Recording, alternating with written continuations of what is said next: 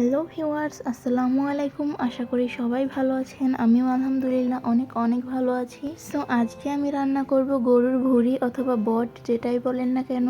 তো প্রথমেই কিছু বট ভালো করে পরিষ্কার করে নিয়েছি। তো এরপর এর মধ্যে দিয়ে দেব 2 চামচ পরিমাণে রসুন বাটা এবং 1.5 চামচ পরিমাণে আদা বাটা। এরপর দিয়ে দিব 1.5 চামচ পরিমাণে জিরার গুঁড়া, 1.5 চামচ পরিমাণে ধনিয়ার গুঁড়া, 1 চামচ পরিমাণে লবণ, 1/2 চামচ পরিমাণে হলুদের গুঁড়া এবং 2 চামচ পরিমাণে মরিচের গুঁড়া। কাঁচামরিচ দিয়ে করলে কিন্তু বটটা খেতে খুব একটা ভালো লাগবে না, যার জন্য গুঁড়ামরিচ দিয়ে করতে হবে। তো এখানে আমি আরও সামান্য পরিমাণে আদা বাটা দিয়ে দিব, কারণ আমার কাছে মনে হয়েছে আদাটা কম হয়ে গিয়েছে। এরপর লবঙ্গ, এলাচ এবং দারুচিনির সাথে 2টা তেজপাতা দিয়ে দিয়েছি। সবশেষে পরিমাণ মতো সয়াবিন তেল অ্যাড করে দিব। তো সবগুলো উপকরণ দেয়া হয়ে গিয়েছে, এখন আমি হাত দিয়ে ভালো করে মাখিয়ে নিব।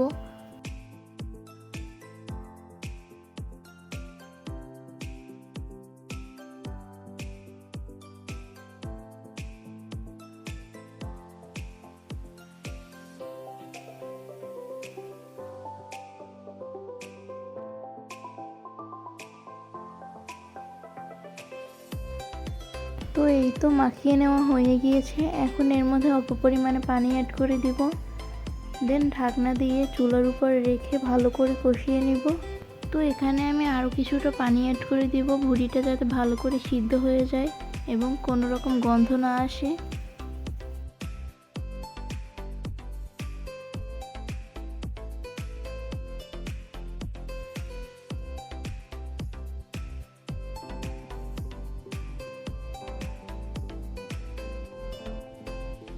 তো এরপর ঢাকনা দিয়ে দিব ভালো করে ভুঁড়িটা সিদ্ধ হওয়ার জন্য।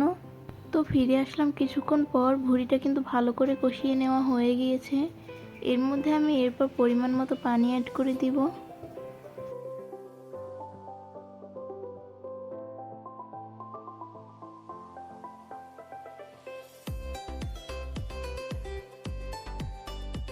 তো এই তো আমি পানি দিয়ে কিছুক্ষণ ভালো করে রান্না করে নিয়েছি। ভুঁড়িটা যেহেতু প্রায় হয়ে এসেছে, এই পর্যায়ে আমি 2টা কেটে রাখা আলু দিয়ে দিয়েছি।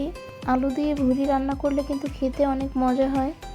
তো এরপর ঢাকনা দিয়ে যতক্ষণ পর্যন্ত না পানিটা শুকিয়ে আসছে ততক্ষণ পর্যন্ত অপেক্ষা করব।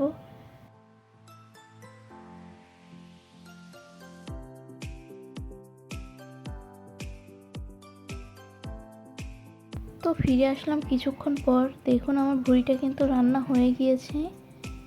এতটুকু পরিমাণে ঝোল আমি রেখে দিব, কারণ এটা কিন্তু ঠান্ডা হয়ে গেলে পরে ঘন হয়ে যাবে, তখন কিন্তু একদম শুকনো শুকনো লাগবে। এই জন্য আমি এইভাবেই উঠিয়ে নিব ভুঁড়িটা। দেখুন কতটা পরিমাণে লোভনীয় দেখাচ্ছে, খেতেও কিন্তু দারুণ হয়েছিল। তো ভিউয়ার্স, ভিডিওটি ভালো লেগে থাকলে চ্যানেলটি সাবস্ক্রাইব করে দিবেন এবং লাইক কমেন্ট শেয়ার করে পাশেই থাকবেন। তো ভিডিওটি শেষ পর্যন্ত দেখার জন্য সবাইকে অনেক অনেক ধন্যবাদ। ফিরে আসবো নেক্সট ভিডিওতে। সবাই ভালো থাকবেন। আল্লাহ হাফেজ।